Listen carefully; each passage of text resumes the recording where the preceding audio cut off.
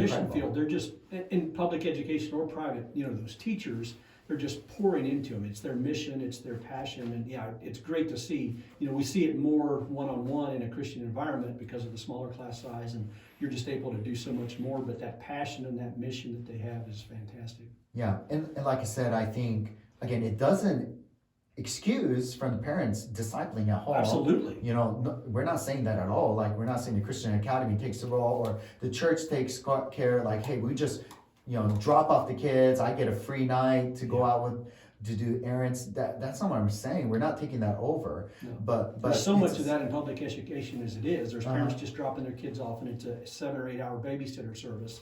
The parents have to be partners in this whole thing. The partners with the school, or partners in Christ with educating their children. Otherwise, you don't build that character.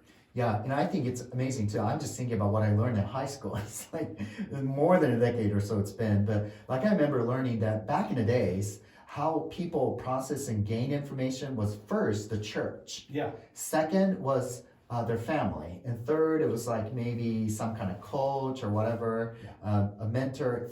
Fourth was, their friends. Yeah. And then fifth was media. Well, today, everything flipped upside down. Exactly. The media is the first place they gain information. Yeah. And then how does the media portray parents? Simpsons. Yes. Dads are idiots. Moms don't know what they're talking. Who's the hero? The kids. Yeah.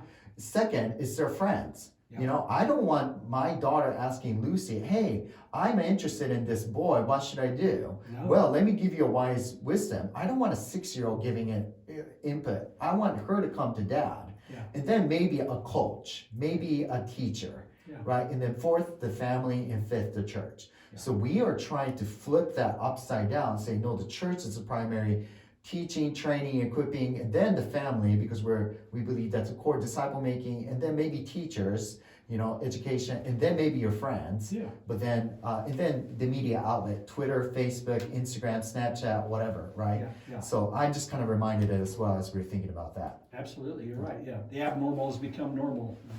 Yeah, it's a shame.